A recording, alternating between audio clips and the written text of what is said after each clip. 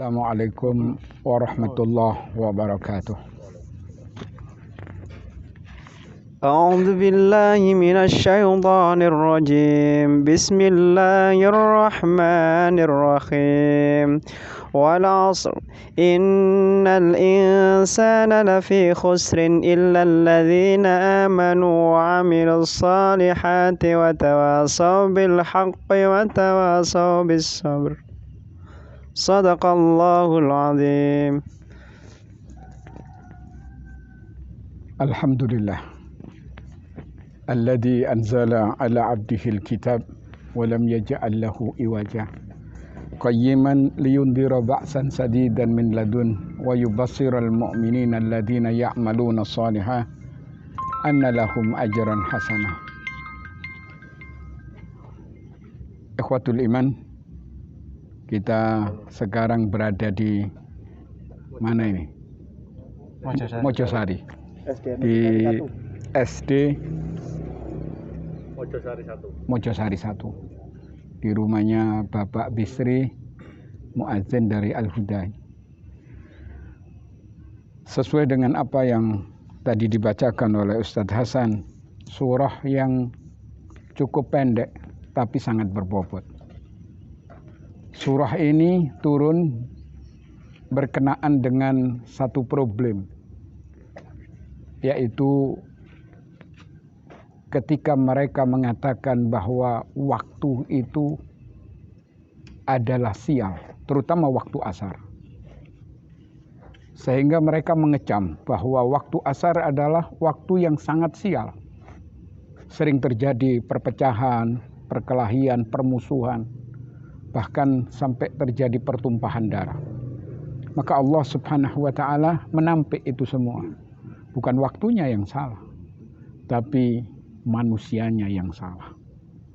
Karena itu Allah Subhanahu wa ta'ala bersumpah wal asr, demi waktu, perhatikan waktu. Karena kita hidup ini dengan waktu. Al waktu kasayf, waktu itu bagaikan pedang. Barang siapa yang tidak bisa menggunakan, ia akan memenggal kepalanya sendiri. Itu menunjukkan pentingnya tentang waktu ini. Kemudian di tafsir yang kedua, para ulama mengatakan wal asar, demi waktu asar. Karena waktu asar ini kebanyakan mereka santai, ngobrol, yang kadang tidak ada ujung pangkalnya. Maka terjadi fitnah di situ. Padahal Nabi pernah menyatakan min husnil islamir mar'i tarkuhu ma la ya'ni. Sebaik-baik Islam seseorang meninggalkan apa yang bukan menjadi kepentingannya. Kemudian Allah melanjutkan innal insana lafi khusar. Sesungguhnya manusia ini berada di dalam kerugian. Jangankan yang miskin, yang kaya rugi. Jangankan yang tua, yang muda pun rugi.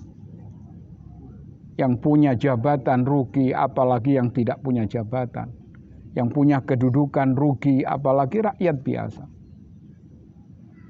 Maka Allah Subhanahu wa ta'ala memvonis manusia ini posisinya dalam keadaan rugi. Laqad khalaqnal insana fi kabad. Sungguh kami ciptakan manusia ini dalam keadaan payah. Tapi subhanallah, Allah memberi solusi, memberikan jalan keluar. Ternyata tidak semua rugi.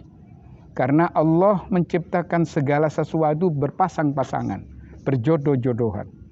Kalau ada yang rugi, pasti ada yang beruntung. Maka Allah memberitahu, inilah yang beruntung. Yaitu mereka yang mengisi hidup ini dengan 4. Yang pertama, illal ladzina amanu. Mereka yang mengisi hidup ini dengan keimanan. Yang imannya tidak hanya sekedar pemanis kata, pelengkap cerita. Tapi imannya iqraru bil lisan wa tasdiqu bil janan wal amalu bil arkan. Diikrarkan dengan lisan, diyakini dalam hati, kemudian ada bukti konkret dalam kehidupan ini. Iman yang melahirkan amal soleh. Kemudian yang kedua, tentu orang itu tidak akan merugi kalau dia membuktikan dengan karya nyata dalam hidup ini. Itulah amal soleh. yang Allah sendiri memberikan satu jaminan, man amila shalihan min dzakarin aw unsa wa huwa mu'minun falanuhyiyannahu hayatan thayyibah wa lanajziyannahum ajrahum bi ahsani ma kanu ya'malun. Barang siapa yang beriman, barang siapa yang beramal saleh, baik laki-laki maupun wanita, wa huwa mu'minun, dasarnya iman, kami akan menghidupkan dia dalam kehidupan yang nyaman, tentram, damai. Dan nanti di akhirat kami akan balas dengan balasan yang jauh lebih baik, yaitu berupa surganya Allah Subhanahu wa ta'ala. Kemudian syarat yang ketiga, supaya hidup ini tidak merugi, tawasau bil haq. Kita dianjurkan untuk saling berwasiat tentang kebenaran.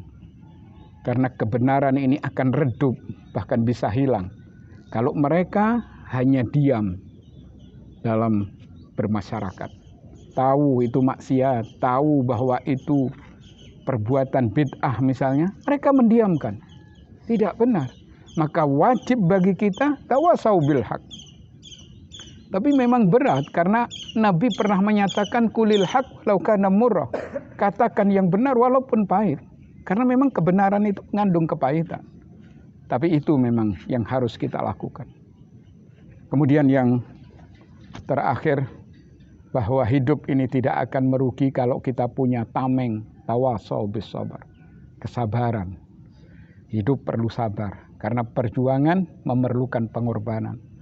Pengorbanan memerlukan kesabaran. Dan Nabi pernah memuji as-sabru inda sotmatil ula. Sabar itu pada ujian yang pertama. Begitu Anda bersabar, nanti berikut-berikutnya Allah akan memberikan keringanan. Bahkan Allah ini sangat cinta kepada orang yang sabar. Innallaha ma'as-sabirin. Allah itu beserta orang-orang yang sabar. Baik itu sabar di dalam melaksanakan ketaatan, sabar ketika menjauhi maksiat, dan yang ketiga adalah sabar ketika mendapat ujian dan cobaan dari Allah. 4 hal ini, siapapun kita, apapun status sosial kita, yang melaksanakan 4 perkara di surah wal asri, dia tidak akan mendapat kerugian. Bahkan dia akan mendapatkan keberuntungan dunia dan kebahagiaan di akhirat. Subhanakallahumma wa bihamdik, asyhadu an la ilaha illa anta, astaghfiruka wa atubu ilaik. Assalamualaikum warahmatullahi wabarakatuh.